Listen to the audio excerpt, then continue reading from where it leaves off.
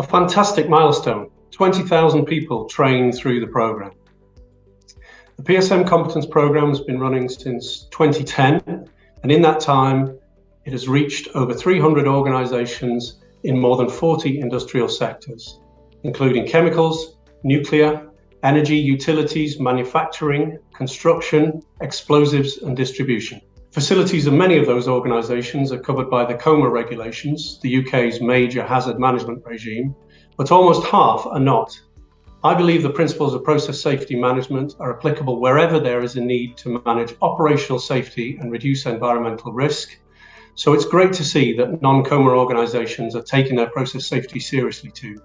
We now celebrate the fact that 20,000 professionals have been trained through the programme at operational, management and leadership levels. This significant milestone demonstrates the importance that responsible leaders place on process safety management across their businesses.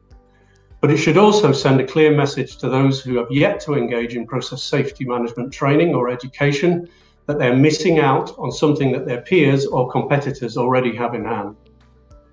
It's essential that leaders in organisations with the potential for catastrophic incidents in their operations prioritise the adoption of process safety education.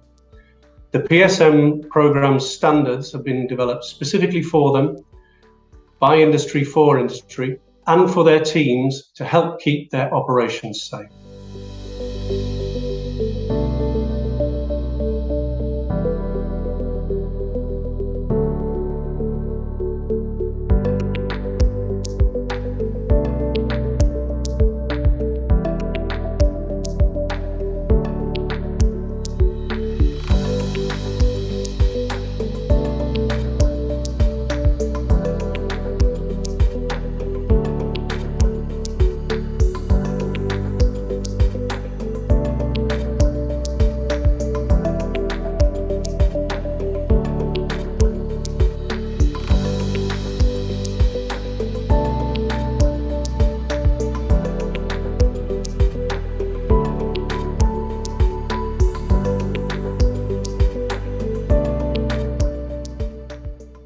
At Standard Drilling, we have an excellent safety culture.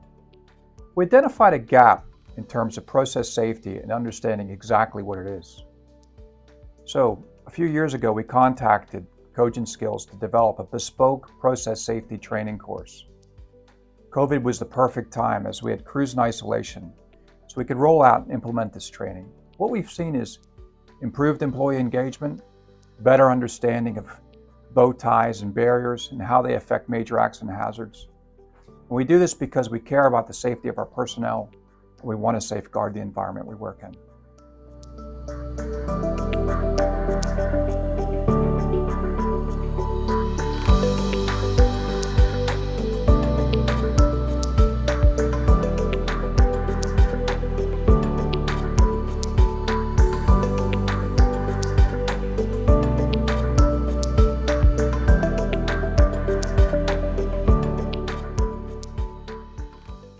As an operator of two upper-tier COMAH sites, EPC UK were early adopters of the Process Safety Management Training Programme delivered by Cogent Skills, recognising the value that process safety management training could deliver to the business.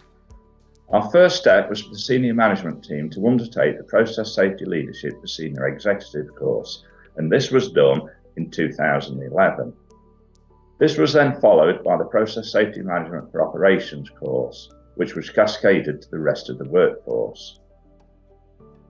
We recognised that for the initiative to be a success, it was essential to have a process safety champion at board level, and our Managing Director, Ben Williams, has supported and led the initiative from the beginning. This has helped facilitate employee engagement and awareness at all levels within the business. Our employees say that the training makes them feel empowered and supported, and their feedback and participation has been key to us seeing a reduction in process safety related incidents and fewer production stoppages. The introduction of the process safety training, which is reflected in our spirit values, safety, passion, integrity, respect, innovation and teamwork, has helped us demonstrate our commitment to process safety to all our stakeholders. In addition, our Stop Work Authority initiative has been influenced by our process safety strategies. This is a company-wide policy that gives every person the unquestioned authority to stop work should they consider their safety or that of others to be at risk. Its implementation, together with the focus on process safety management training, has created new levels of psychological safety and trust within EPC UK.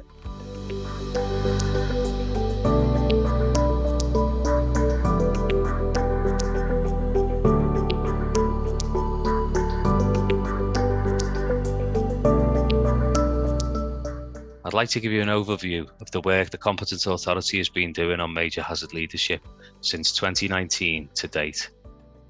A key finding and message to all is that it's really important that major hazard leadership is clearly defined and written into every director's job description, and ideally have a process safety leadership presence on the board. I have analysed the inspection reports and talked to the inspectors involved, and it's fair to say that most major hazard leaders are really on the ball when it comes to understanding their plant, what can go wrong and how their company prevents that from happening. But in some cases, senior leaders just weren't visible, and this can be a cause for concern. We want to gain reassurance that senior leaders know what is going on at their sites, and we want to make sure that they understand major hazards and there aren't any external factors influencing performance. We've completed 19 major hazard leadership inspections so far, and we understand that they can be resource intensive, but we want to keep going with this project as it's proven really useful. Also, the Competence Authority is building intelligence all the time, and so other COMAH sites will be added to our list of possible future major hazard leadership interventions. The Competence Authority published the Major Hazard Leadership Delivery Guide and Intervention Tool, which can be found on the HSE website, and it includes the 8 principles of major hazard leadership, organisation and resources, sample questions, and example demonstrations. We've asked our teams to provide operators with copies of the delivery guide when they arrange the major hazard leadership inspection.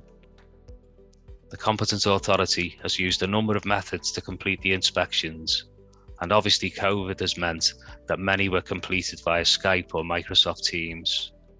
The inspections can take a long time to organise, so in some ways this aided arrangements and allowed people to join from different sites around the country and even from further afield. Often the Competence Authority decided to make recommendations rather than serve legal actions or notices. And there were some good examples here of collaborative working and trust that senior leaders were engaged and wanted to work with the Competence Authority. Hopefully we'll see the benefits in the next few years and beyond.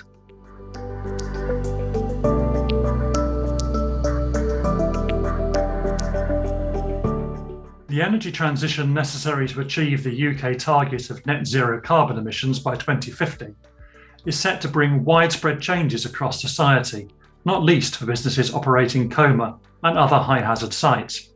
Companies will be considering their future markets, energy sources and supply chains, and developing their business strategies. As they do so, it's important they also consider risks to the safety of workers and nearby communities as well as the environment, and ask themselves, are our existing systems fit for purpose? Businesses may be planning to repurpose, mothball or decommission their assets, or to introduce new assets among their existing plant. Any one of these steps requires careful planning to ensure standards of compliance are maintained. If your plans involve adopting technologies you're unfamiliar with, for example, carbon capture or use of hydrogen as an energy source, then you'll need to give careful thought to understanding the risks and the potential impact on your existing safety arrangements. Businesses which are new investors in net zero solutions may find that COMAH applies to their operations, but not have previous experience in the requirements of managing a major hazard process. Those businesses need to think through how they will acquire the skills they'll need to ensure compliance and to run the plant safely, not just when the operation's up and running, but right from the design and development phase. COMAH and high hazard businesses may have got used to a skills profile in their workforce that keeps everyone safe. As the business adapts to change, It will also be necessary to review workforce competence management systems to make sure they keep pace with change.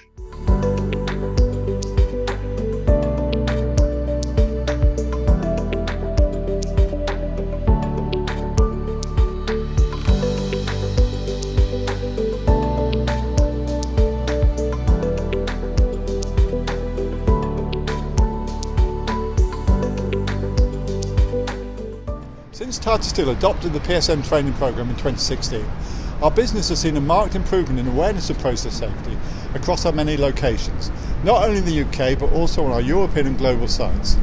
Employee engagement with process safety has increased, and more of our employees are aware of their role in managing process safety.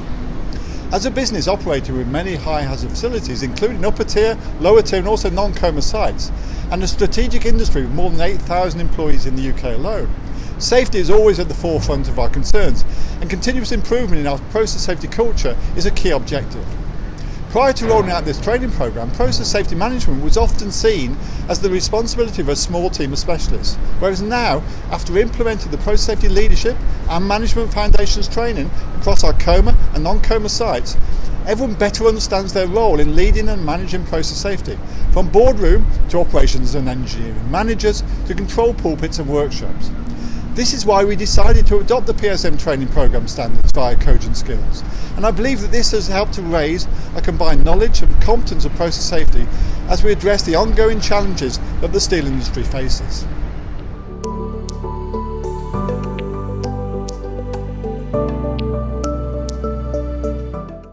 Extreme weather and other climate change impacts can pose threats to businesses.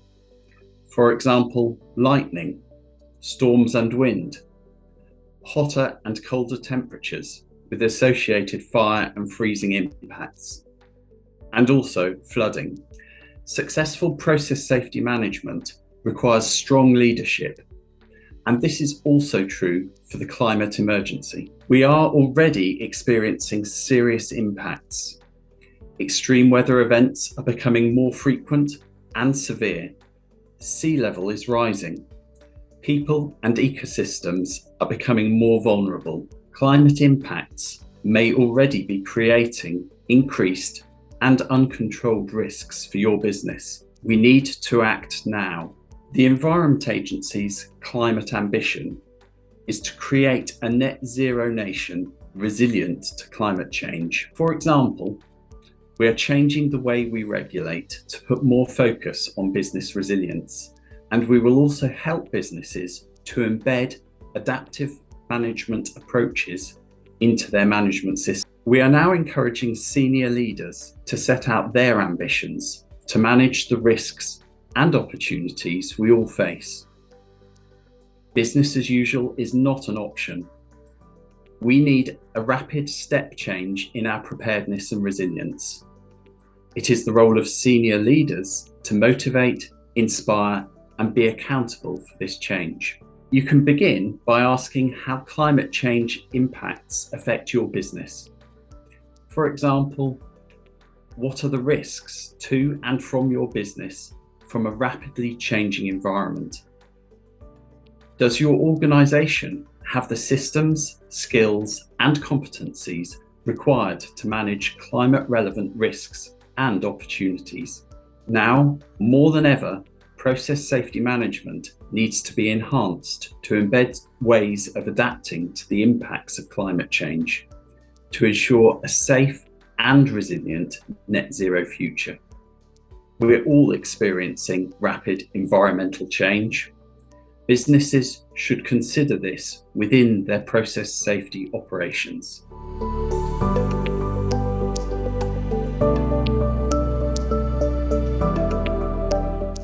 Health and safety is our number one priority. Words that are easy to say, but much, much more difficult to live and deliver day in, day out, shift in, shift out, to ensure the safety of people, assets, and the environment. It requires resource, expertise, resilience, and of course, management and engagement. And all the more significant and important in terms of consequence, if or when things go wrong at COMAH or non-COMAH installations. For many years now, we at CIA, alongside industry colleagues and other stakeholders, have worked long and hard to develop process safety management standards and related training. So it's huge congratulations to all in celebrating the fact that 20,000 people have now been trained in the PSM Programme Standards.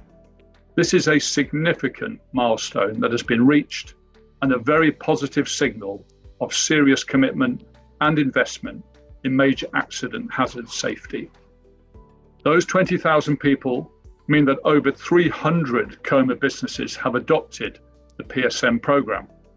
That's great, but there are around 900 COMAH sites in the UK, so we are still only 1/3 of the way there in reaching the whole COMAH community. Lots more to do.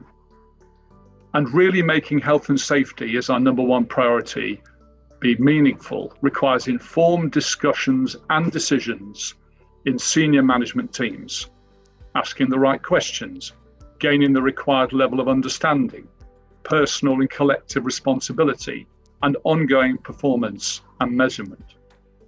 So PSM is not just for process safety professionals, but also for those with legal, financial, HR, operational, technical and commercial responsibilities.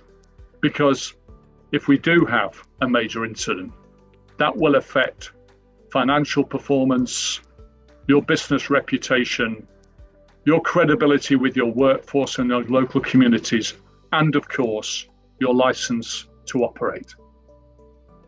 And above all, it's about leadership. So to those leaders who have not yet engaged in PSM, my question is, why not? 20,000 people and over 300 businesses already have. It's up to you now to get on board. And it's up to you to embrace PSM, to really reassure yourself that you are doing everything you can to ensure the safety of people, assets, and the environment.